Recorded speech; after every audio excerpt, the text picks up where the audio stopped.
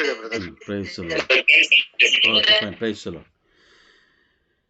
ಲೂಕನು ಬರೆದ ಶುಭ ಸಂದೇಶ, ಸಂತ ಲೂಕರು ಬರೆದ ಶುಭ ಸಂದೇಶ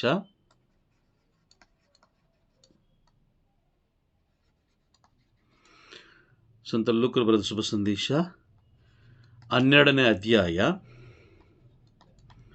ವಾಕ್ಯ 54ರಿಂದ 56 ಓದೋಣ.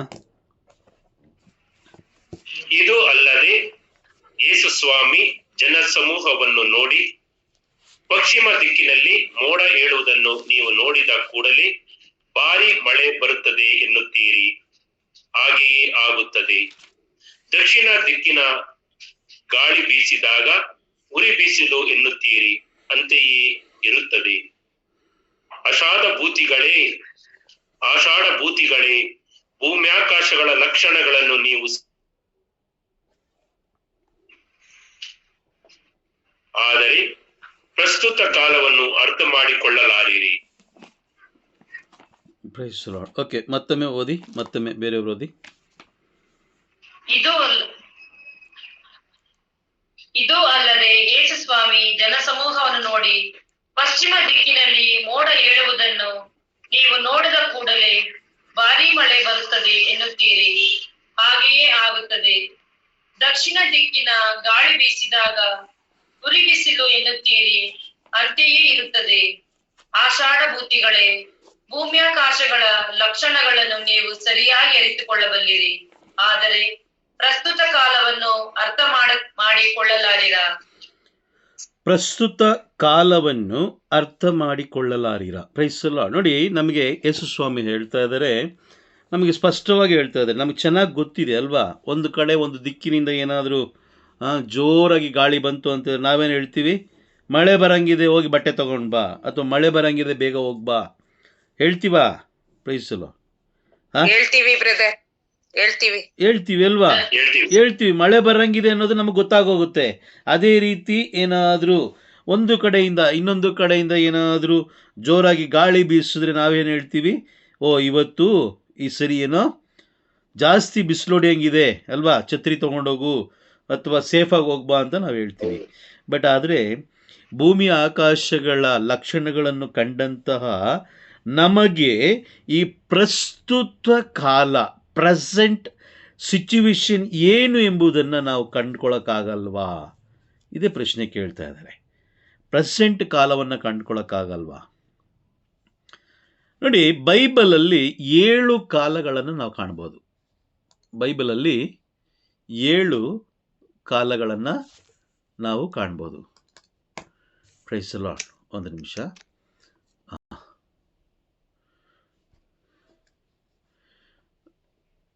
ಬೈಬಲಲ್ಲಿ 7 ಕಾಲಗಳು, 7 ಕಾಲಗಳು ಇವೆ. 7 ಕಾಲಗಳು ಇವೆ. Price the lord. ಯೆಶಾಯ ಪ್ರವಾದಿಯ ಗ್ರಂಥ, ಓಕೆ, ಯೆಶಾಯ ಪ್ರವಾದಿಯ ಗ್ರಂಥ, ಯೆಶಾಯ ಪ್ರವಾದಿಯ ಗ್ರಂಥ 29ನೇ ಅಧ್ಯಾಯ. ಯೆಶಾಯ ಪ್ರವಾದಿಯ ಗ್ರಂಥ 29ನೇ ಅಧ್ಯಾಯ ವಾಕ್ಯ 11 ನಾವು ಓದೋಣ. ವಾಕ್ಯ 11. ಈ ಕಾರಣ ನಿನ್ನ ಕುರಿತ ದಿವ್ಯ ದರ್ಶನ ನಿಗೂಢ ಗ್ರಂಥವಾಗಿ ಬಿಟ್ಟಿದೆ. ಈ ಕಾರಣ ಸಾಕು, ಒಂದು ನಿಮಿಷ. ಈ ಕಾರಣ ನಿನ್ನ ಕುರಿತ ದಿವ್ಯ ದರ್ಶನ ನಿಗೂಢ ಗ್ರಂಥವಾಗಿ ಬಿಟ್ಟಿದೆ. ದಿವ್ಯ ದರ್ಶನ ಇಲ್ಲೇನು ಕೊಡ್ತಾ ಇದಾರೆ? ಇಲ್ಲೇನು ಕೊಡ್ತಾ ಇದಾರೆ? Price the lord. ಏನಾಯ್ತು ಇವತ್ತಿದು? ದಿವ್ಯ ದರ್ಶನ, ದಿವ್ಯ ದರ್ಶನ. Price the lord. ದಿವ್ಯ ದರ್ಶನಗಳ ನಿಗೂಢ ಪುಸ್ತಕ, ನಿಗೂಢ ಗ್ರಂಥ.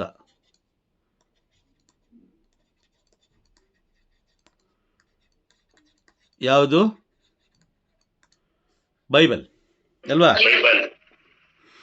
ಇಲ್ಲಿ ಹೇಳ್ತಿದ್ರೆ ದಿವ್ಯ ದರ್ಶನಗಳ ನಿಗೂಢ ಗ್ರಂಥ. ನಿಗೂಢ ಅಂತ ಹೇಳಿದ್ರೆ ಸೀಕ್ರೆಟ್. ಹೌದಾ? ನಿಜನಾ? ಹೌದು.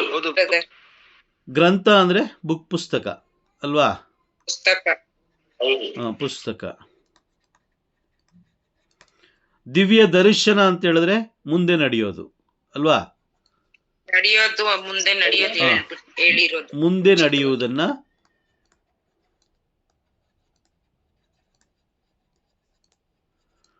ಮುಂದೆ ನಡೆಯುವ ಅಥವಾ ಮುಂದೆ ನಡೆಯಲಿರುವ ಸೀಕ್ರೆಟ್ ವಿಷಯಗಳನ್ನ ನಿಗೂಢವಾಗಿ ಅಂದರೆ ತುಂಬ ಸಸ್ಪೆನ್ಸ್ ಆಗಿ ಇಟ್ಟಿರುವಂತಹ ಪುಸ್ತಕ ಇದು.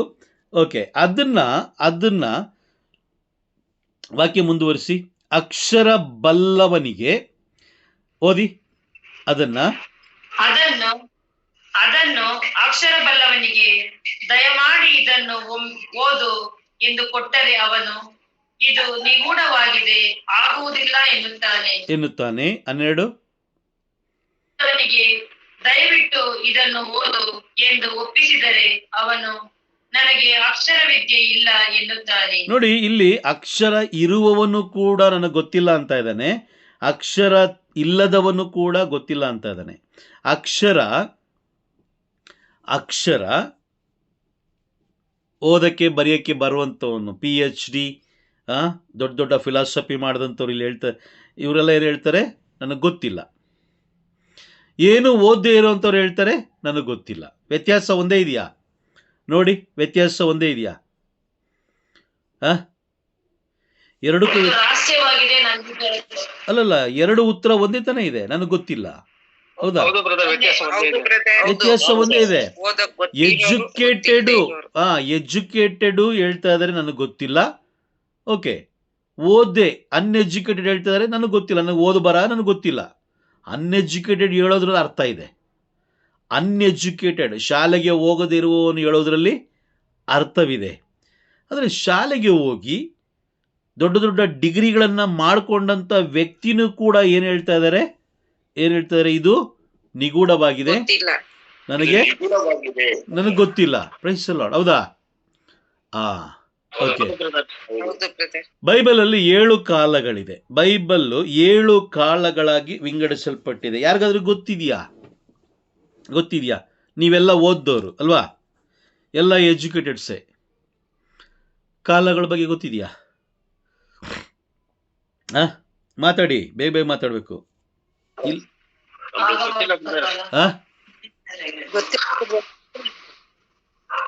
ಮಾತಾಡಿ, ಎಷ್ಟು ಜನ ಇದ್ದೀರಾ? ಎಲ್ಲರೂ ಮಾತಾಡಿ.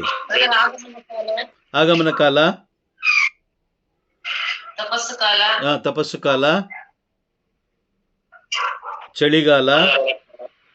ಚಳಿಗಾಲ, ಮಳೆಗಾಲ, ಬೇಸಿಗೆಗಾಲ. ಹೌದಾ? ಇಲ್ಲ ಬ್ರದರ್, ಬೈಬಲ್ ಅಲ್ಲ, ಹೇಳ್ತಿರೋದು ಕಾಲಗಳು ಅಂತ ಬಂದಾಗ. ಓಕೆ, ಬೇರೆಯವ್ರು ಇದ್ದೀರಾ? ಹೇಳಿ, ಗೊತ್ತಿದೆಯಾ? 7 ಟೈಪ್ಸ್ ಆಫ್ ಕಾಲಗಳು ಹೇಳಿ. ವಿನೋದ್ ಗೊತ್ತಿದೆಯಾ? ಬೇರೆಯವರು ಅಂತೋಣಿ ಮಿನಿಸ್ಟರ್ ಗೊತ್ತಿದೆಯಾ? ಅದಕ್ಕೆ ಇಲ್ಲಿ ಲೂಕನು ಬರೆದ ಶುಭ ಸಂದೇಶದಲ್ಲಿ ಏನು ಹೇಳ್ತಾ ಇದ್ದಾರೆ? ಲೂಕನು ಬರೆದ ಶುಭ ಸಂದೇಶ 12ನೇ ಅಧ್ಯಾಯದಲ್ಲಿ ಹೇಳ್ತಾ ಇದ್ದಾರೆ, ನಿಮಗೆಲ್ಲ ಗೊತ್ತಿದೆ, ಅಟ್ ಪ್ರೆಸೆಂಟ್ ಸಿಚುವೇಶನ್ ನಿಮಗೆ ಗೊತ್ತಾಗ್ತಲ್ಲ. ಅಲ್ಲಿ ವಾಕ್ಯ ಇದೆ ನೋಡಿ, ಆಷಾಢ ಭೂತಿಗಳೇ, ಭೂಮಿ ಆಕಾಶಗಳ ಲಕ್ಷಣಗಳನ್ನು ನೀವು ಸರಿಯಾಗಿ ಅರ್ಥ ಮಾಡಿಕೊಳ್ಳಬಲ್ಲಿರಿ. ನಿಮಗೆಲ್ಲ ಗೊತ್ತಿದೆ, ಎಲ್ಲ ಗೊತ್ತಿದೆ. ಬಟ್ ಆದರೆ ಪ್ರಸ್ತುತ ಕಾಲವನ್ನು ಅರ್ಥ ಮಾಡಿಕೊಳ್ಳಲಾರಿರಾ?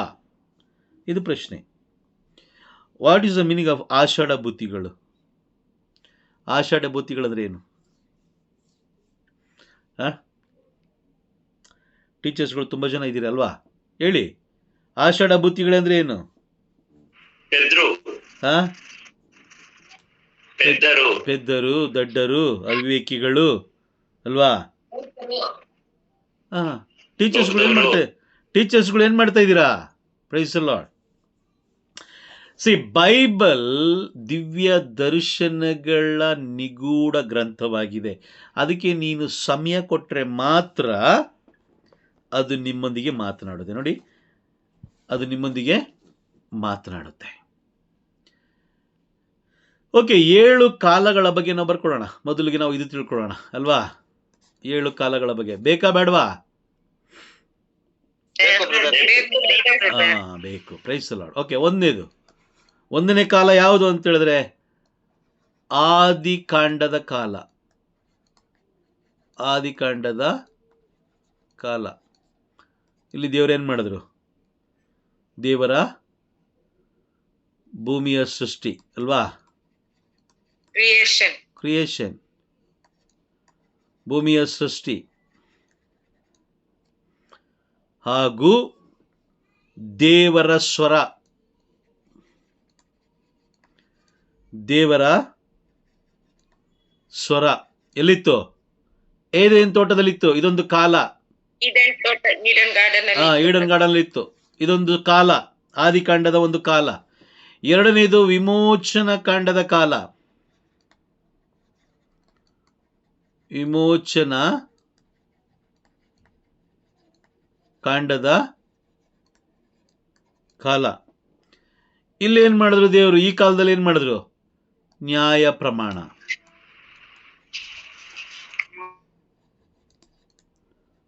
ನ್ಯಾಯ ಪ್ರಮಾಣ. ಇಲ್ಲೇನು ಕೊಟ್ಟರು? Rules and regulations. Rules and regulations.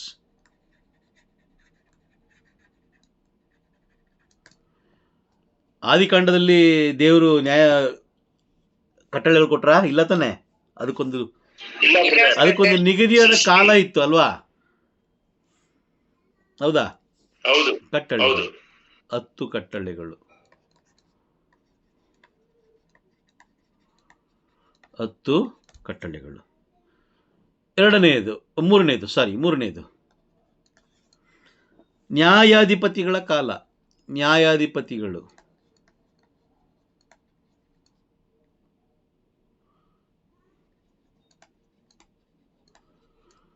ಇದೊಂದು ಕಾಲ, ನ್ಯಾಯಾಧಿಪತಿಗಳ ಒಂದು ಕಾಲ. ಜಡ್ಜಸ್, ಇಂಗ್ಲಿಷಲ್ಲಿ ಏನು ಹೇಳ್ತಾರೆ? ಜಡ್ಜಸ್. ಇದರಲ್ಲಿ ನಾವು ಗಿದ್ಯೋನ್, ಸಿಮ್ಸೋನ್, ಇನ್ನು ಅನೇಕ, ಸಾಮುವೇಲ ಹಾಗೂ 12 ಪ್ರವಾದಿಗಳನ್ನು ನಾವು ಕಾಣ್ಬೋದು ಇಲ್ಲಿ. ಅದಿರಲಿ. 4ನೇದು, ಇದು ಒಂದೊಂದೇ ಒಂದು ವಿವರಣೆ ಕೊಡ್ತಲ್ಲ ನಾನು, ಎಷ್ಟು ಕಾಲಗಳಿದೆ ಅಂತ ಮಾತ್ರ ನಾನು ನೋಡ್ಕೊತಾ ಇದ್ದೀನಿ. ಅದಾದ ಮೇಲೆ ನಾವು ಏನು ಹೋಗೋಣ, ಸಾಧ್ಯವಾದರೆ ವಿವರಣೆಗೆ ಹೋಗೋಣ. 4ನೇದು ರಾಜರುಗಳ ಕಾಲ. ರಾಜರುಗಳ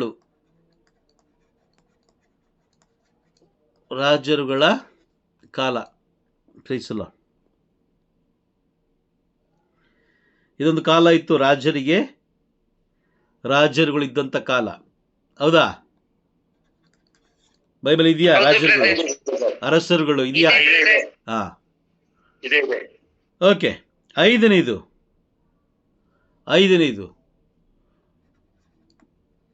ದಿವ್ಯ ದರ್ಶನಗಳ ಕಾಲ. ಹೇಗೆ? ಪ್ರವಾದಿಗಳ ಮುಖಾಂತರ.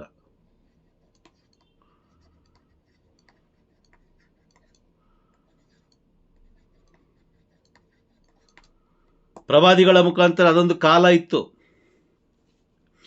ದಿವ್ಯ ದರ್ಶನಗಳನ್ನ ನೀಡಿದಂಥ ಕಾಲ. ಎಷ್ಟು ಪ್ರವಾದನೆಗಳು ಯೆಶಾಯ ಪ್ರವಾದಿ ಗ್ರಂಥದಲ್ಲಿದೆ. ಎಷ್ಟೋ ಪ್ರವಾದನೆಗಳು ಯಾವುದರಲ್ಲಿದೆ? ಯೆರೆಮೀಯ ಗ್ರಂಥದಲ್ಲಿದೆ. ಎಷ್ಟೋ ಪ್ರವಾದನೆಗಳು ಎಲ್ಲಿದೆ? ಎಜೆಕಿಯೇಲ್ ಪ್ರವಾದಿಯ ಗ್ರಂಥದಲ್ಲಿದೆ. ಎಷ್ಟೋ ಪ್ರವಾದನೆಗಳು ದಾನಿಯೇಲಲ್ಲಿದೆ.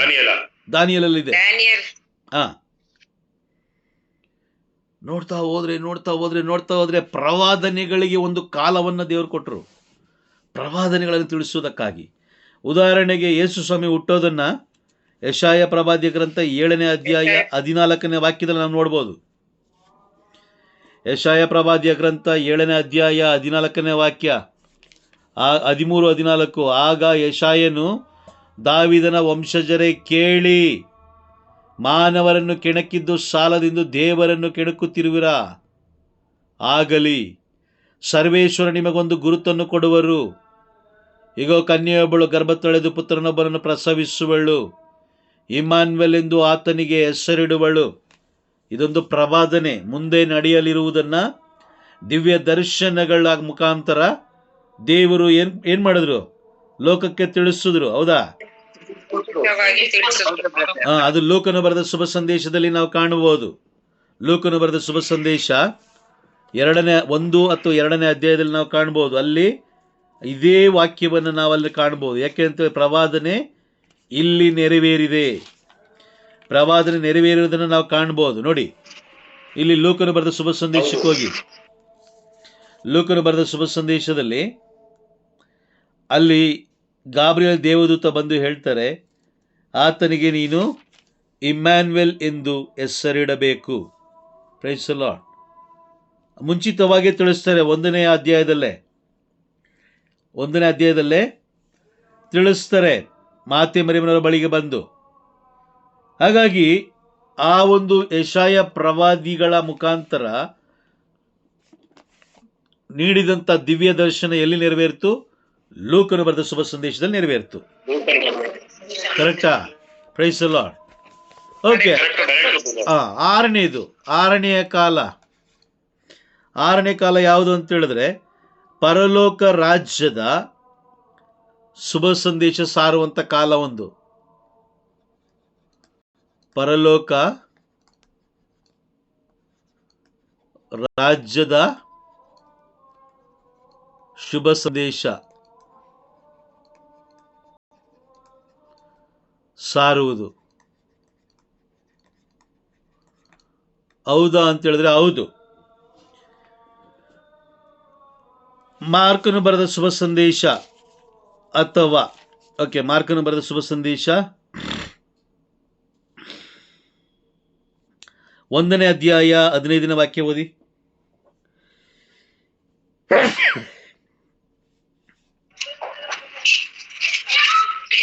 ಕಾಲವು ಪರಿಪಕ್ವವಾಗಿದೆ, ದೇವರ ಸಾಮ್ರಾಜ್ಯವು ಸಮೀಪಿಸಿದೆ. ಪಶ್ಚಾತ್ತಾಪಪಟ್ಟು ಪಾಪಕ್ಕೆ ವಿಮುಖರಾಗಿ ದೇವರಿಗೆ ಅಭಿಮುಖರಾಗಿರಿ, ಶುಭ ಸಂದೇಶದಲ್ಲಿ ವಿಶ್ವಾಸವಿಡಿ ಎಂದು ಘೋಷಿಸಿದರು. ಇದನ್ನು ಇಲ್ಲಿ ಘೋಷಿಸ್ತಾರಲ್ವಾ? ಅದೇ ಮತ್ತಾಯನ ಬರೆದ ಶುಭ ಸಂದೇಶ 3ನೇ ಅಧ್ಯಾಯ. ಮತ್ತಾಯನ ಬರೆದ ಶುಭ ಸಂದೇಶ 3ನೇ ಅಧ್ಯಾಯ ವಾಕ್ಯ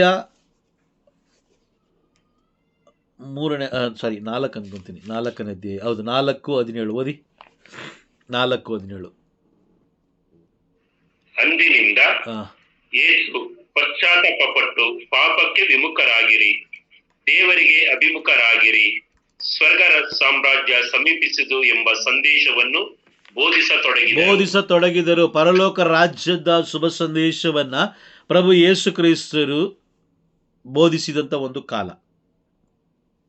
ಅದೊಂದು ಕಾಲ. Praise the lord. ಅರ್ಥ ಆಗ್ತಿದೆಯಾ ಇಲ್ವಾ ಎಲ್ಲರಿಗೂ? ಓಕೆ. 7ನೆಯ ಒಂದು ಕಾಲ ಇದೆ. 7ನೆಯ ಒಂದು ಕಾಲ, ಅದೇ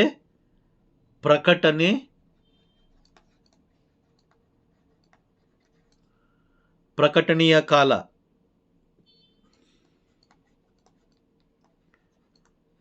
ಪ್ರಕಟಣೆ ಅಂದ್ರೆ ಏನು?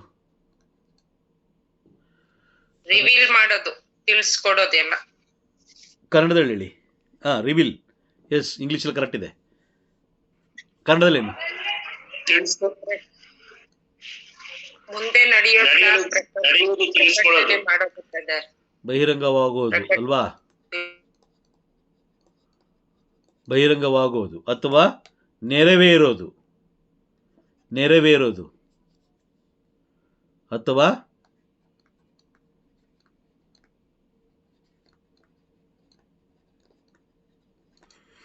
ನೆರವೇರುವುದು. ಇದೊಂದು ಕಾಲ. ಇಲ್ಲಿ ದೇವರು 2 ಆಪ್ಷನ್ ಕೊಡ್ತಾರೆ. ಇಲ್ಲೂ ಕೂಡ 2 ಆಪ್ಷನ್ ಕೊಡ್ತಾರೆ. ಇಲ್ಲಿ ಮರುಸೃಷ್ಟಿ ಮಾಡ್ತಾರೆ. ಇಲ್ಲಿ ನಮ್ಮನ್ನು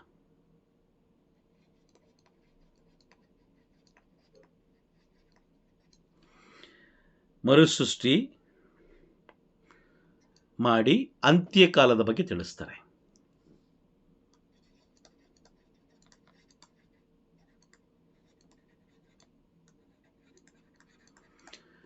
ಅಂತ್ಯಕಾಲದ ಬಗ್ಗೆ ತಿಳಿಸ್ತಾರೆ ಇಲ್ಲಿ. Praise the lord. 7 ಕಾಲಗಳು. ಮೊದಲನೇದು ಆದಿಕಾಂಡದ ಕಾಲ, ಅಲ್ಲಿ ಭೂಮಿಯನ್ನು ದೇವರು ಉಂಟು ಮಾಡುವಂಥ ಕಾಲ. ನಂತರ ಪ್ರಭುವಿನ ಸರ್ವೇಶ್ವರ ಸ್ವಾಮಿಯ ಸ್ವರ. ವಿಮೋಚನಾ ಕಾಂಡದ ಕಾಲ, ನ್ಯಾಯ ಪ್ರಮಾಣ ಹಾಗೂ 10 ಆಜ್ಞೆಗಳು, ರೂಲ್ಸ್ ಆ್ಯಂಡ್ ರೆಗ್ಯುಲೇಷನ್ಸ್. ಅದಾದಮೇಲೆ ನ್ಯಾಯಾಧಿಪತಿಗಳ ಕಾಲ, ರಾಜರುಗಳ ಕಾಲ, ದಿವ್ಯ ದರ್ಶನಗಳ ಒಂದು ಕಾಲ ಇತ್ತು, ಪ್ರವಾದಿಗಳ ಮುಖಾಂತರ ತಿಳಿಸುವಂಥದ್ದು. ಅದಾದಮೇಲೆ ಪ್ರಭು ಯೇಸು ಕ್ರಿಸ್ತರು ಪರಲೋಕ ರಾಜ್ಯದ ಶುಭ ಸಂದೇಶವನ್ನು ಸಾರಿದ ಒಂದು ಕಾಲ. ನಂತರ ಕೊನೆಯದಾಗಿ ಪ್ರಕಟಣೆಯ ಕಾಲ. ಈಗ ನಾವು ಯಾವ ಕಾಲದಲ್ಲಿ ನಾವಿದ್ದೀವಿ? 7ನೇ ಕಾಲದಲ್ಲಿ. ನಿಜನಾ? ನಿಜಾನೇನೆ. ನಾವು ಯಾವ ಕಾಲದಲ್ಲಿ ಇದ್ದೀವಿ? Praise the lord. ಹೇಳಿ, ಎಲ್ಲರೂ ಹೇಳಿ. ಓಕೆ, ಇಬ್ರು ಹೇಳಿದ್ರು ಪ್ರಕಟಣೆಯ ಕಾಲ. ಬೇರೆಯವ್ರು ಏನ್ ಮಾಡ್ತಾ ಇದ್ದೀರಾ? ಹೌದು ಬ್ರದರ್, ಪ್ರಕಟಣೆ ಕಾಲದಲ್ಲೇ ಇದು. ಓಕೆ, ಬೇರೆಯವರು?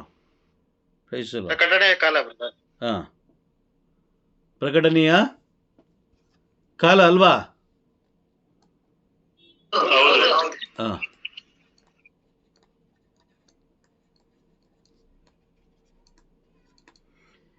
ಈ ಪ್ರಕಟಣೆಗೆ ಒಂದು ಕಾಲ ಇದೆ. ಪ್ರಕಟಣೆಯ ಕಾಲ ಅಂದ್ರೆ ಏನು? ಪ್ರಕಟಣೆಯ ಕಾಲ ಅಂದ್ರೆ ಏನು? ದಿವ್ಯ ದರ್ಶನಗಳು ನೆರವೇರುವ ಕಾಲ. ಪ್ರಕಟಣೆಯ ಕಾಲ ಅಂದ್ರೆ ಏನು? ದಿವ್ಯ ದರ್ಶನ ನೆರವೇರುವ ದಿವ್ಯ ದರ್ಶನ ನೆರವೇರುವ ಕಾಲ ಅಲ್ವಾ? ಹೌದು.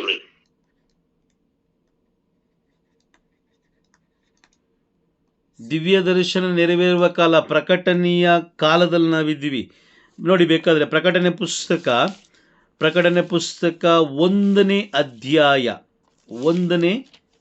ಅಧ್ಯಾಯ ಅದಕ್ಕಿಂತ ಮುಂಚೆ ಇರುವಂಥ ಒಂದು ಹೆಡ್ಡಿಂಗ್, ಅಂದರೆ ಆ ಮುನ್ನುಡಿ ಮೊದಲನೇ ಏನು ಹೇಳ್ತೇವೆ ನೋಡಿ.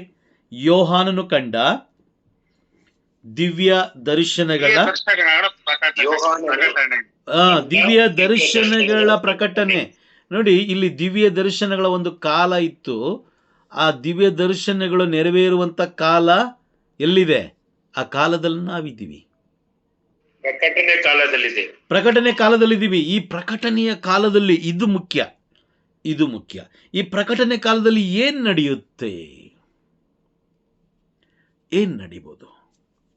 ಈಗ ಲೋಕದಲ್ಲಿ ನಡೆಯೋದು ಪ್ರಕಟಣೆ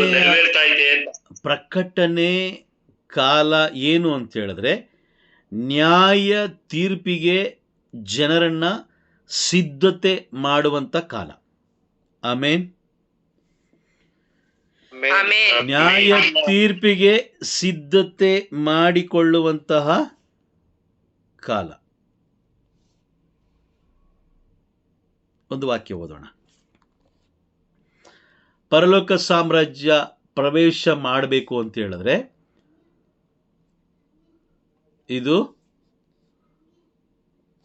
ಪರಲೋಕ ಅನ್ಕೊಳ್ಳೋಣ. ಇದು ಪರಲೋಕ.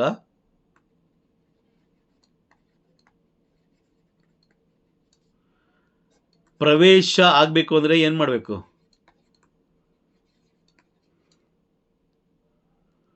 ಪರಲೋಕ ಪ್ರವೇಶ ಆಗಬೇಕು ಅಂತ ಹೇಳಿದ್ರೆ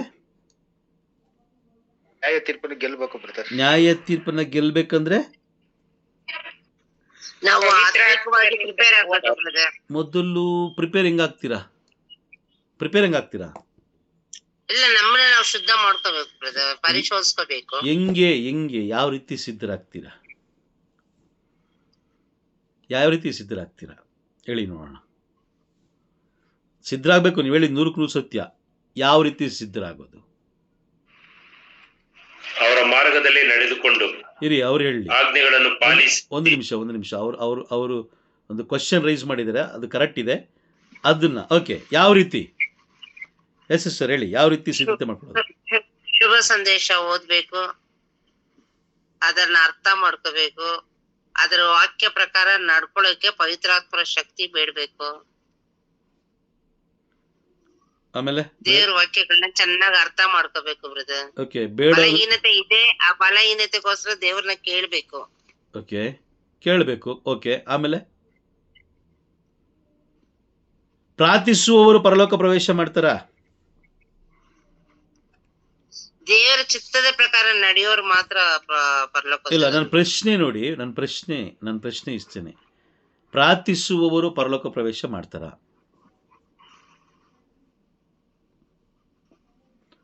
ಪ್ರಶ್ನೆ ಅರ್ಥ ಆಗ್ತಿದ್ಯಾ? ಪ್ರಶ್ನೆ ಅರ್ಥ ಆಗ್ತದೆ, ಉತ್ತರ ಕ್ಲಿಯರ್ ಆಗಿ ಸಿಗ್ತಾ ಇಲ್ಲ ಬ್ರದರ್. ಪ್ರಾರ್ಥನೆ ಮಾಡುವವರು ಪರಲೋಕ ಪ್ರವೇಶ ಮಾಡ್ತಾರಾ? ಬ್ರದರ್, ದೇವರ ಜೊತೆಲಿ ಮಾತನಾಡೋದೇ ಪ್ರಾರ್ಥನೆ, ಸಂಬಂಧ ಇಟ್ಕೊಳ್ಳೋದು. ಓಕೆ, ಪ್ರಾರ್ಥನೆ ಮಾಡುವವರು ಪರಲೋಕ ಪ್ರವೇಶ ಮಾಡ್ತಾರಂದ್ರೆ ಮಾಡ್ತಾರನ್ನಿ, ಇಲ್ಲ ಅಂದ್ರೆ ಇಲ್ಲ ಅನ್ನಿ.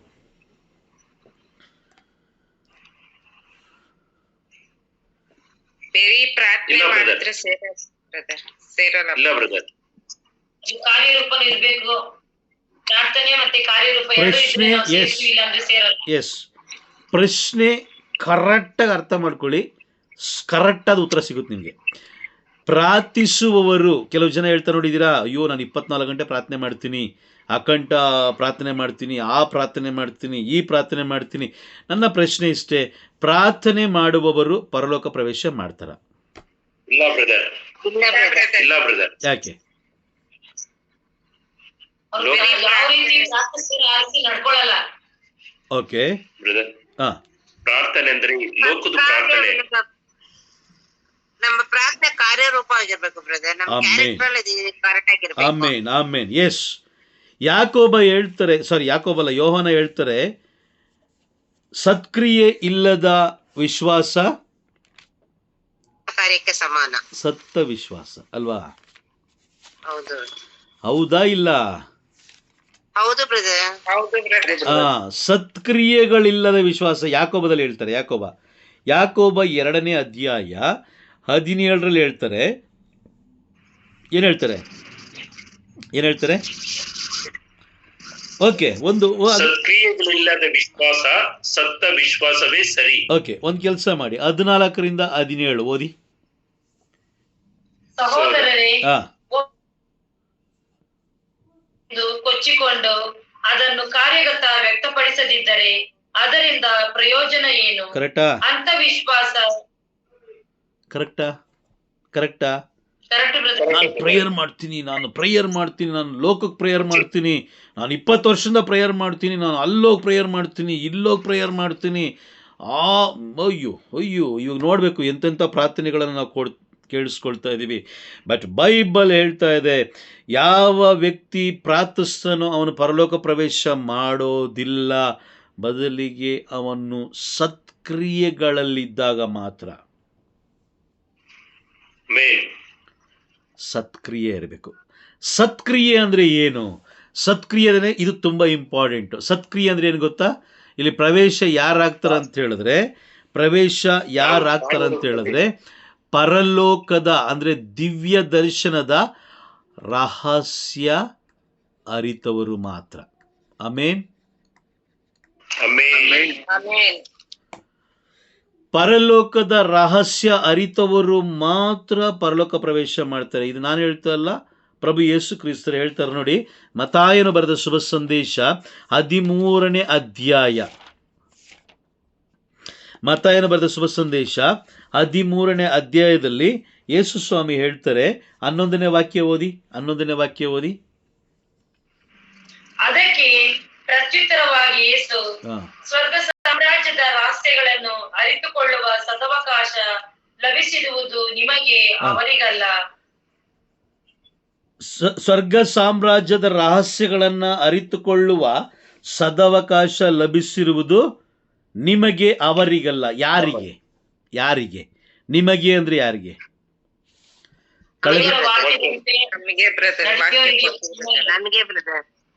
ನಿಮಗೆ ಅಂತ ಹಿಂಗೆ ಹೇಳಕ್ಕಾಗುತ್ತೆ? ನಿಮಗೆ ಅಂತ ಹಿಂಗೆ ಹೇಳಕ್ಕಾಗುತ್ತೆ?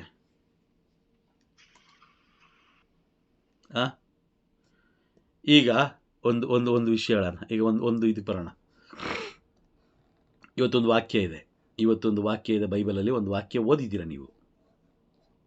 ಇವತ್ತೊಂದು ವಾಕ್ಯ ಇದೆ. ಇದು ಬೈಬಲಿಂದ ಒಂದು ವಾಕ್ಯ ಓದಿದ್ರಿ ಇವತ್ತು ನೀವು. ಏನು? ಹೆದರಬೇಡ, ನಾನಿದ್ದೀನಿ ನಿನ್ನೊಂದಿಗೆ, ಭಯಭ್ರಾಂತನಾಗಬೇಡ, ನಾನೇ ದೇವರು ನಿನಗೆ. ಒಂದು ವಾಕ್ಯವನ್ನು ನೀವು ಕೇಳಿಸ್ಕೊಂಡಾದ್ಮೇಲೆ ನೀವು ವಾಕ್ಯ ಓದಿದ್ರಿ. ಅದರಿಂದ ನೀವು ಮನೆಯಿಂದ ಹೊರಗಡೆ ಹೊರಟ್ರಿ, ಎಲ್ಲ ಡ್ಯೂಟಿಗೆಲ್ಲ ಹೊರಟ್ರಿ ಅಲ್ವಾ? ಡ್ಯೂಟಿಗೆ ಹೋಗ್ಬೇಕಾದ್ರೆ ಸಡನ್ನಾಗಿ ಒಂದು ಬೆಕ್ಕು ಅಡ್ಡ ಬಂತು.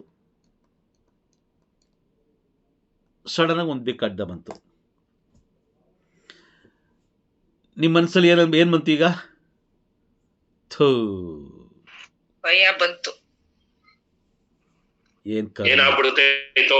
ಏನ್ ಕರ್ಮ ಗುರು, ಎಲ್ಲಾದ್ರೂ ಹೋಗ್ಬೇಕಾದ್ರೆ ಇದೊಂದು.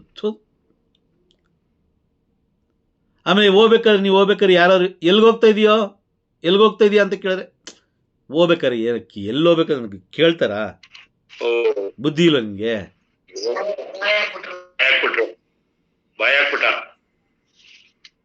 ಆಮೇಲೆ ಹೋಗ್ಬೇಕಾದ್ರೆ ಟೈಮ್ ನೋಡೋದು, ಎಷ್ಟು ಗಂಟೆಗೆ ಹೋಗೋದು, ಎಷ್ಟು ಗಂಟೆಗೆ ಬರೋದು, ಇವತ್ತು ಯಾವ ವಾರ.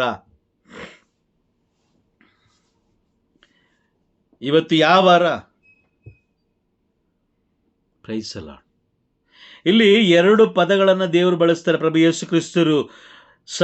ರಹಸ್ಯಗಳನ್ನು ಅರಿತುಕೊಳ್ಳುವ ಸದಾವಕಾಶ ಲಭಿಸಿರುವುದು ನಿಮಗೆ, ಅವರಿಗಲ್ಲ.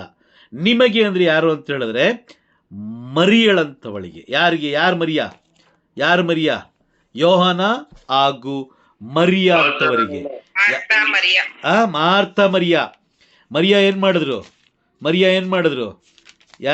ಮರಿಯಾ ಯೇಸು ಸ್ವಾಮಿಯ ಪಾದದಲ್ಲಿ ಕುಳಿತುಕೊಂಡು ಅವ್ರು ಏನು ಹೇಳ್ತಾ ಇದ್ದಾರೋ ಅದನ್ನ ಕೇಳಿಸ್ಕೊಳ್ಳುವಂಥವರಿಗೆ ಮಾತ್ರ. ಲೋಕದ ವಸ್ತುಗಳಿಂದ, ಲೋಕದ ವ್ಯಕ್ತಿಗಳಿಂದ ಜೀವಿಸೋರ್ಗಲ್ಲ. ಕ್ರೈಸ್ತ ಲಾರ್ಡ್. ಅರ್ಥ ಆಗ್ತಾ ಇದೆಯಾ ನಾನು ಹೇಳ್ತಿರೋದು? ನಿಮ್ಗೆ ಅರ್ಥ ಆಗ್ತಾ ಇದೆಯಾ? ಯಾರು ದೇವರ ರಹಸ್ಯಗಳನ್ನು ಅರಿತುಕೊಳ್ತಾರೋ, ಈಗ ನಿಮ್ಮ ಮನೆ ಸಿಟಿ ಒಳಗಡೆ ಇದೆ ಅಂತ ತಿಳ್ಕೊಳ್ಳೋಣ. ಈಗ ಸಿಟಿ ಒಳಗಡೆ ಹೋಗ್ಲಿಕ್ಕೆ ಗಲ್ಲಿ ಕ್ರಾಸು, ಅಡ್ಡ ಕ್ರಾಸು ಎಲ್ಲ ಇರುತ್ತೆ. ನಿಮಗೇನೋ ಗೊತ್ತಿದೆ, ನೀವು ನಿಮ್ಮ ಮನೆಗೆ ಹೋಗ್ಬಿಡ್ತೀರಾ. ಈಗ ನಮಗೆ ಬರ್ರಿ ಅಂತ ಹೇಳಿದ್ರೆ ನಾವು ಹೋಗಕ್ಕಾಗುತ್ತಾ?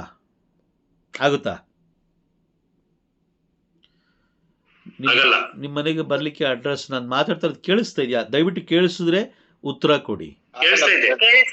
ಅಲ್ಲ, ಇಬ್ಬರೇ ಮಾತಾಡ್ತಾ ಇದ್ರೆ ಏನು ಪ್ರಯೋಜನ ಇಲ್ಲ, ಎಲ್ಲರೂ ಮಾತಾಡ್ಬೇಕು. ಅವಾಗಲೇ ಅರ್ಥ ಆಗೋದು ಬೈಬಲ್ಲು. ಯಾಕೆ ಅಂತ ಹೇಳಿದ್ರೆ, ನೀವು ವಾರದಲ್ಲಿ ನಡೆಯೋ ಒಂದು 3 ದಿನ, ಅದರಲ್ಲಿ 3 ವಾರ ಕಂಟಿನ್ಯೂಸ್ ಆಗಿ ಬರಲ್ಲ, ಅಥವಾ 3 ದಿನ 4 ದಿನ ಬರಲ್ಲ. ಬಂದಿದ್ದ ದಿನನೂ ಬಾಯಿ ತೆಗೀಲಿಲ್ಲ ಅಂತ ಹೇಳಿದ್ರೆ ಪ್ರಯೋಜನನೇ ಇಲ್ಲ. ಹೌದಾ? ನಿಜನಾ?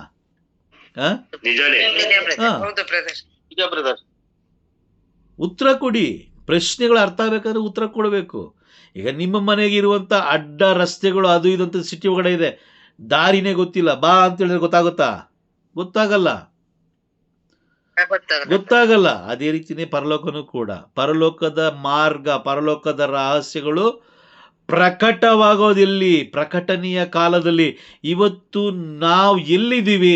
ಪ್ರಕಟಣೆಯ ಕಾಲದಲ್ಲಿದ್ದೀವಿ. ಪ್ರಕಟಣೆಗಳು ನೆರವೇರುವಂಥ ಕಾಲದಲ್ಲಿದ್ದೀವಿ. ಈ ಕಾಲದಲ್ಲಿ ಯಾವುದೇ ಪ್ರವಾದಿಗಳು ಇಲ್ಲ. ಗಮನ ಕೊಟ್ಟು ಕೇಳಿಸ್ಕೊಳ್ಳಿ. ಇದು ಯಾವುದೇ ಪ್ರವಾದಿಗಳು ಇಲ್ಲ, ಯಾವುದೇ ರಾಜ್ಯರು ಇಲ್ಲ, ಯಾವುದೇ ನ್ಯಾಯಾಧಿಪತಿಗಳು ಇಲ್ಲಿಲ್ಲ. ಮೋಶೆ ಇಲ್ಲ, ಆದಾಮ ಇಲ್ಲ, ಯಾರೂ ಇಲ್ಲ. ಇಲ್ಲಿ ದೇವರು ನುಡಿದಿರುವ ಮಾತುಗಳು ಮಾತ್ರ ನೆರವೇರೋದನ್ನು ನಾವು ಕಾಣ್ತೀವಿ. ಇಲ್ಲಿ ನಾವು ನೆರವೇರೋದನ್ನು ನಾವೇನು ಮಾಡಬೇಕು? ಬಹಳ ಜಾಗರೂಕತೆಯಿಂದ ಗಮನಿಸಿ ನಮ್ಮ ಹೃದಯ ಪರಿವರ್ತನೆ ನಾವು ಮಾಡಿಕೊಳ್ಬೇಕು. ಇಲ್ಲಿ ಇಲ್ಲಿ ಇಲ್ಲಿ ಯೇಸು ಸ್ವಾಮಿನೂ ಇಲ್ಲಿಲ್ಲ. ಎಲ್ಲಿಲ್ಲ? ಪ್ರಕಟಣೆಯ ಕಾಲದಲ್ಲಿಲ್ಲ. ಅವರು ಕೊನೆಯಲ್ಲಿ ಬರ್ತಾ ಇದ್ದಾರೆ.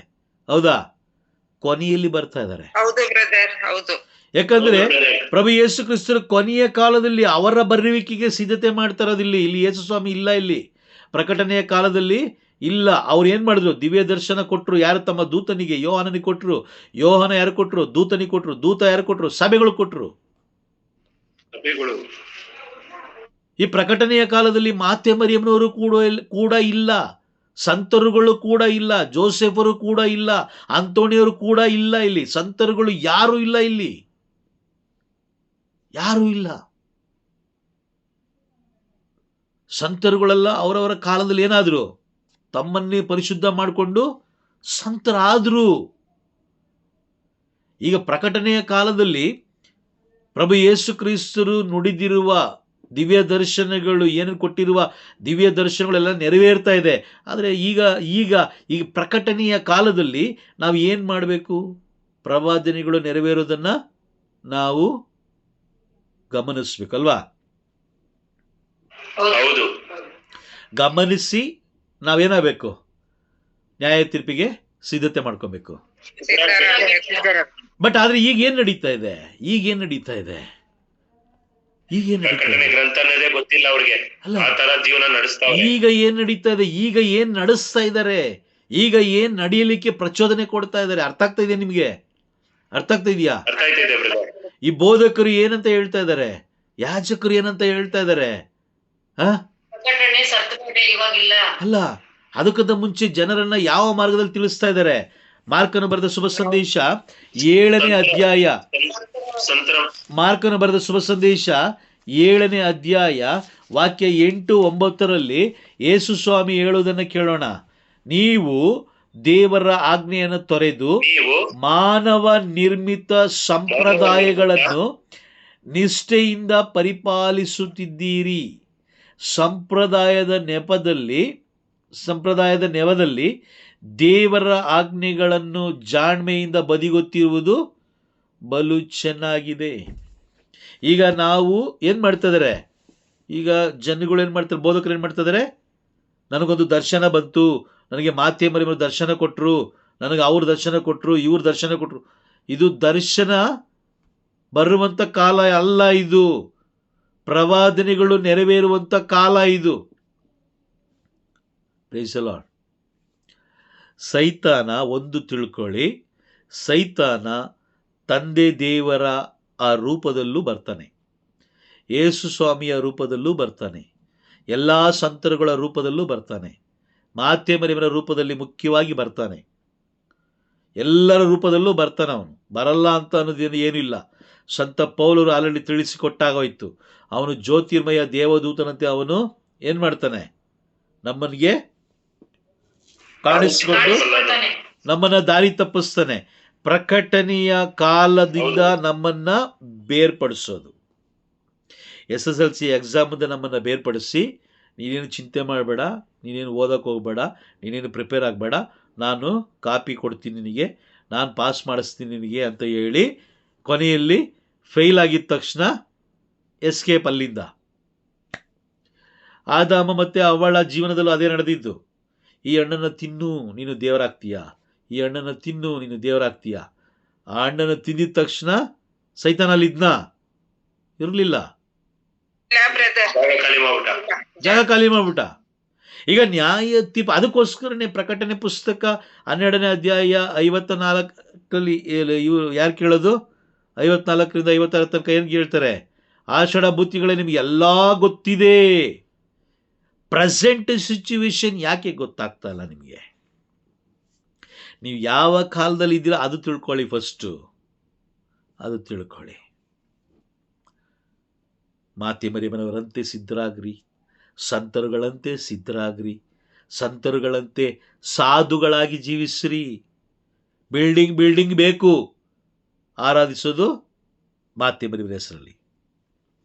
ಬಡ್ಡಿ ಬಿಡೋದು, ಬಡ್ಡಿ ಬಿಡೋದು, ಬಡ್ಡಿಗೆ ಬಡ್ಡಿ, ಇಲ್ಲಿ ತಗೋ, ಇಲ್ಲಿಗೆ 2% ತಗೊಳ್ಳೋದು, ಇಲ್ಲಿ 5% ಬಿಡೋದು. ಯಾರು? ಕ್ರೈಸ್ತರು.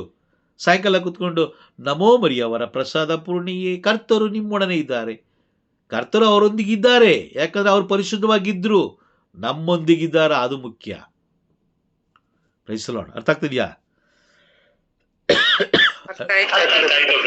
ಒಂದು ಮನೆ ಮುಂದೆ ಯಾರಾದ್ರೂ ಒಬ್ರು ಭಿಕ್ಷುಕರು ಬರ್ತಾರೆ, ಅವ್ರಿಗೆ ಕೊಡಲ್ಲ, ಅವ್ರಿಗೆ ಇದ್ರೂ ಕೂಡ ಕೊಡಲ್ಲ. ಕೊಟ್ಟರು ಎಲ್ಲ ಹಳೇದೇ ಕೊಡೋದು. ಭಿಕ್ಷುಕರಿಗೆ ನಾವು ಕೊಡೋದು ಎಷ್ಟು? 1 ರೂಪಾಯಿ 2 ರೂಪಾಯಿ. ನಾವು ಕೇಳೋದು ಎಷ್ಟು? ಲಕ್ಷ ಅಲ್ವಾ? ನಿಜವಾದ ಭಿಕ್ಷುಕ ಆಗೋದು ಯಾರು? ಅವರ ನಾವೇ ಅಲ್ವಾ? ನಮ್ಮ ಮಕ್ಕಳಿಗೆ ಬೇಕು. ಅಯ್ಯೋ, ಅವ್ರಿಗೆ ಮಾಡಿಡು, ಅವ್ರಿಗೆ ರಿಜಿಸ್ಟರ್ ಮಾಡಿಡು, ಅದಕ್ಕೆ ಇದು ಮಾಡಿಡು, ಅದು ಮಾಡಿಡು. ಯಾವ ತಂದೆ ತಾಯಿ ಆದರೂ ನನ್ನ ಮಕ್ಕಳು ಪರಲೋಕ ಪ್ರವೇಶ ಮಾಡಬೇಕು ಅಂತ ಹಠ ಹಿಡಿದು ಕುಳಿತಿರೋ ನೋಡಿದ್ದೀರಾ? ಇಲ್ಲ. ಮೋಸ ಮಾಡಿ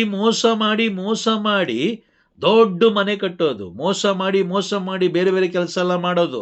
ಕೊನೆಗೆ ನಮೋ ಮರಿಯವರ ಪ್ರಸಾದ ಪೂರ್ಣಿಯೇ, ಮಾತೆ ನನ್ನನ್ನು ಕಾಪಾಡು. ಮಾತೆ ಮರಿಯವರು ಏನು ಬ್ರೋಕರ? ಮೋಸಗಾರರಿಗೆ ಸಹಾಯ ಮಾಡಲಿಕ್ಕೆ ಮಾತೆ ಮರಿಯಮ್ಮನವರಿಗೆ ಬ್ರೋಕರ್ ಕೆಲಸ ಕೊಟ್ಟಿದ್ದಾರಾ ದೇವರು?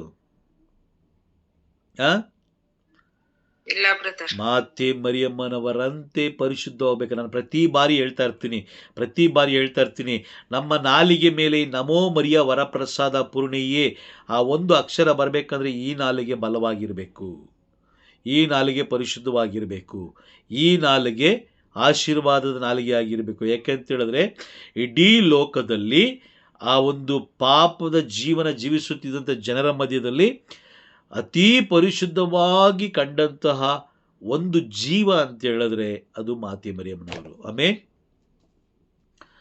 ಪ್ರಭು ಯೇಸು ಕ್ರಿಸ್ತರು ಹುಟ್ಟಬೇಕು, ಪ್ರಭು ಯೇಸು ಕ್ರಿಸ್ತರು ಈ ಲೋಕಕ್ಕೆ ಬರಬೇಕು. ಪರಿಶುದ್ಧವಾದ ದೇವರು ಈ ಲೋಕಕ್ಕೆ ಬರಬೇಕು ಅಂದರೆ ಪರಿಶುದ್ಧವಾದ ಗರ್ಭ ಬೇಕಾಗಿತ್ತು, ಪರಿಶುದ್ಧವಾದ ಮನುಷ್ಯ ಬೇಕಾಗಿತ್ತು.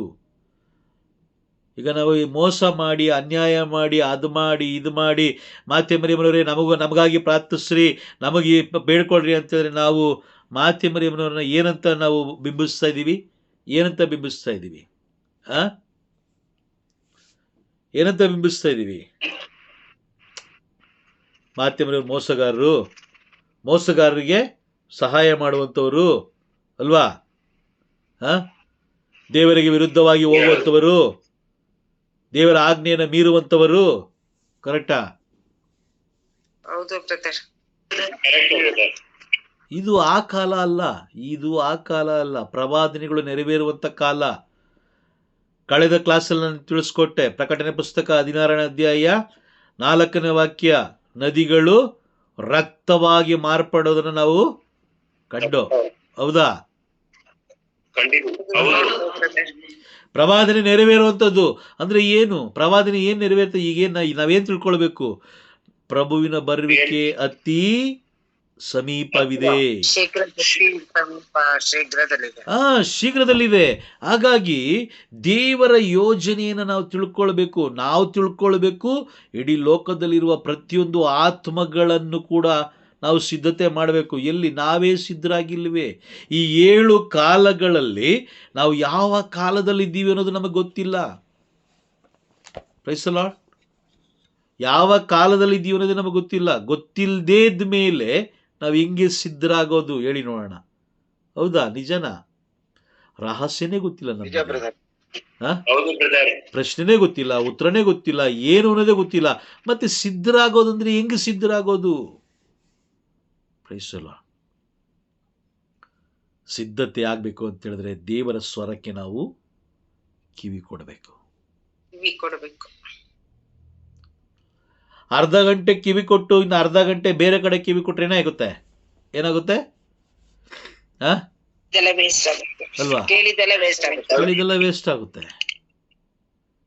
ಸ್ವಲ್ಪ ಯೋಚನೆ ಮಾಡಿ, ನಾವು ಇಷ್ಟು ವರ್ಷಗಳ ಕಾಲ ಎಷ್ಟು ಸಮಯ ವೇಸ್ಟ್ ಮಾಡಿರ್ಬೋದು? ದಿನಕ್ಕೆ ಒಂದೊಂದು ವಾಕ್ಯ ಅಂತ ಹೇಳಿದ್ರು ಇಷ್ಟು ವರ್ಷಗಳ ಕಾಲ ಬೇಡ ವಾರಕ್ಕೆ ಒಂದು ವಾಕ್ಯ, ಬೇಡ ತಿಂಗಳಿಗೊಂದು ವಾಕ್ಯ. ವಾರಕ್ಕೆ ಒಂದು ವಾಕ್ಯ ಕಲ್ತಿದ್ರು, ತಿಂಗಳಿಗೆ 4 ವಾಕ್ಯ. ತಿಂಗಳಿಗೆ 4 ವಾಕ್ಯ ಅಂತ ಹೇಳಿದ್ರೆ ವರ್ಷಕ್ಕೆ 48 ವಾಕ್ಯ. ಯೇಸು ಸ್ವಾಮಿ ಏನಂದ್ರು? ಯೋಹಾನನ ಬರೆದ ಶುಭ ಸಂದೇಶ 15ನೇ ಅಧ್ಯಾಯ 7ನೇ ವಾಕ್ಯದಲ್ಲಿ ಏನಂದ್ರು? ನೀವು ನನ್ನಲ್ಲಿಯೂ ನನ್ನ ವಾಕ್ಯಗಳು ನಿಮ್ಮಲ್ಲಿ ನೆಲೆಸಿದ್ದರೆ ನೀವು ಏನು ಬೇಕಾದರೂ ಕೇಳಬಹುದು. ಹೇಳ್ತಾರೆ ಬ್ರದರ್. ಬರೇಗೈಯಲ್ಲಿ ಹೋಗ್ಬಿಟ್ಟು ನಮಗೆ ಕೊಡಿ ಕೊಡಿ ಅಂದ್ರೆ ಕೊಡ್ತಾರ?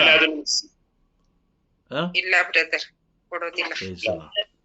ಬಹಳ ಎಚ್ಚರಿಕೆ ಆಗಿರ್ಬೇಕು. ನಾವು ಯಾವ ಕಾಲದಲ್ಲಿ ಇದ್ದೀವಿ, ಆ ಒಂದು ಅರಿವು ನಮಗೆ ಬೇಕು. ಆ ಅರಿವು ನಮಗೆ ಬೇಕು. ನಾವು ಎಲ್ಲಿದ್ದೀವಿ, ನಾವು ಹೇಗಿದ್ದೀವಿ, ಮಾತಿ ಮೇಲೆ ಬರುತ್ತೆ ಸಿದ್ಧರಾಗಿದ್ದೀವ, ಇಲ್ಲ ಅವಿವೇಕಿಗಳಂತೆ ಲೋಕದಲ್ಲಿ ಯಾವುದೋ ಒಬ್ಬ ವ್ಯಕ್ತಿ ಹೇಳ್ತಾ ಇದ್ದಾರೆ, ಅಯ್ಯೋ ನೀನು ಹಿಂಗೆ ಮಾಡು ಹಿಂಗಾಗೋಗುತ್ತೆ ಅಂತ. ಯಾವುದೇ ವ್ಯಕ್ತಿಯಿಂದ ಸಾಧ್ಯ ಇಲ್ಲ. ಹಂಗಾದ್ರೆ ಬೈಬಲ್ ಇರೋದೇನಕ್ಕೆ? ಬೈಬಲ್ ಇರೋದೇನಕ್ಕೆ? ಪವಿತ್ರಾತ್ಮರು ಇರೋದೇನಕ್ಕೆ? ಪ್ರೈಸಲ್ಲ. ಅರ್ಥ ಆಗ್ತಾ ಇದೆಯಾ? ನಿಮ್ಮನ್ನೇ ಪವಿತ್ರಾತ್ಮರಿಗೆ ಒಪ್ಪಿಸಿಕೊಡಿ. ನಿಮ್ಮನ್ನೇ ಪವಿತ್ರಾತ್ಮರಿಗೆ ಒಪ್ಪಿಸಿಕೊಡಿ. ಪವಿತ್ರಾತ್ಮರು ನಿಮ್ಮನ್ನು ಮುನ್ನಡೆಸುವುದಕ್ಕಾಗಿ ಪ್ರಭು ಯೇಸು ಕ್ರಿಸ್ತರು ನಮಗಾಗಿ ಕೊಟ್ಟಂಥದ್ದು. ಆದರೆ 15ನೇ ಅಧ್ಯಾಯದಲ್ಲಿ ಹೇಳ್ತಾರೆ ನೋಡಿ, ಲೋಕವು ಇವರನ್ನು ಕಾಣುವುದಿಲ್ಲ, ಅರಿತುಕೊಳ್ಳುವುದೂ ಇಲ್ಲ. ಕಾಣೋದು ಇಲ್ಲ, ಅರಿತುಕೊಳ್ಳೋದು ಇಲ್ಲ ಅಂತ ಹೇಳಿದ್ರೆ ಅವರು ಮಂದಮತಿಗಳು, ಅವರು ಆಷಾಢಭೂತಿಗಳು. Price the lord. ಈಗ ನಿಮ್ಮನ್ನೇ ನೀವು ಪರಿಶೋಧನೆ ಮಾಡ್ಕೊಳ್ಳಿ. ನಾನು ಆಷಾಢಭೂತಿನ? ಎಲ್ಲ ಬಗ್ಗೆ ನನಗೆ ಗೊತ್ತಿದೆಯಲ್ಲ. ಯಾವ ಅಡುಗೆ ಮಾಡಬೇಕು, ಯಾವ ಅಡುಗೆ ಹೆಂಗೆ ಮಾಡಬೇಕು, ಎಲ್ಲಿ ಹೋಗ್ಬೇಕು, ಎಲ್ಲಿ ಟ್ರಿಪ್ಗೆ ಹೋಗ್ಬೇಕು, ಎಲ್ಲಿ ಜ್ಯುವೆಲ್ಲರ್ಸ್ ಅಂದರೆ ಆಭರಣ ಎಲ್ಲಿ ತೊಗೊಳ್ಳೋದು, ಬಟ್ಟೆ ಎಲ್ಲಿ ತೊಗೊಳ್ಳೋದು, ಮನೆ ಹೇಗೆ ಕಟ್ಟೋದು, ಮನೆ ಕಟ್ಟಬೇಕಾದ್ರೆ ಆಸ್ತಿ ತೊಗೊಳ್ಬೇಕಾದ್ರೆ ಹೆಂಗೆ ಬಾರ್ಗಿಂಗ್ ಮಾಡೋದು, ಎಲ್ಲ ನಮಗೆ ಗೊತ್ತಿದೆ. ಆದರೆ ಯಾಕೆ ನಮಗೆ ಪರಲೋಕದ ರಹಸ್ಯಗಳು ನಮಗಿನ್ನೂ ಗೊತ್ತಿಲ್ಲ? ಹಾಗಾದರೆ ನಾನು ಆಷಾಢಭೂತಿನ? ಅದಕ್ಕೋಸ್ಕರ ಪ್ರಾರ್ಥನೆ ಮಾಡಿ, ಪರಿಶುದ್ಧಾತ್ಮರೇ ನನ್ನನ್ನು ಆಷಾಢಭೂತಿಯಿಂದ ನನ್ನ ಹೊರಗಡೆ ತೆಗೀರಿ ಸ್ವಾಮಿ. ದೇವರ ರಾಜ್ಯ ಏನು ಬಯಸುತ್ತೋ ಅದರಂತೆ ನಾನು ಜೀವಿಸಲಿಕ್ಕೆ ಇಷ್ಟಪಡ್ತೀನಿ. ನನ್ನನ್ನು ಹಾಗೆಯೇ ಮುನ್ನಡೆಸಿ. Praise the lord. ಯೆಶಾಯ ಪ್ರವಾದಿಯ ಗ್ರಂಥ 2ನೇ ಅಧ್ಯಾಯ ವಾಕ್ಯ 22 ಹೇಳುತ್ತೆ, ಇಡದಿರು ಭರವಸೆಯನ್ನ ನರಮಾನವರಲ್ಲಿ. ಯಾಕಂದ್ರೆ ಅವನು ಮೂಗಿನಲ್ಲಿ ಉಸಿರಾಡೋ ಅಲ್ಪ ಪ್ರಾಣಿ, ಯಾವ ಪ್ರಯೋಜನಕ್ಕೂ ಬರಲ್ಲ. ಅವನು ಎಷ್ಟೇ ದೊಡ್ಡ ವ್ಯಕ್ತಿಯಾಗಿರಲಿ ಪ್ರಯೋಜನಕ್ಕೆ ಬರಲ್ಲ. ಪ್ರಯೋಜನಕ್ಕೆ ಬರೋದು ಒಂದೇ, ದೇವರ ಜೀವವುಳ್ಳ ವಾಕ್ಯಗಳು. Praise the lord. ಅರ್ಥ ಆಯ್ತಾ ಇವತ್ತು ಕ್ಲಾಸ್? ಓಕೆ, ಕ್ಲಾಸ್ ಮುಗಿಸೋಣ. ದೇವರಿಗೆ ಮಹಿಮೆ ಆಗಲಿ.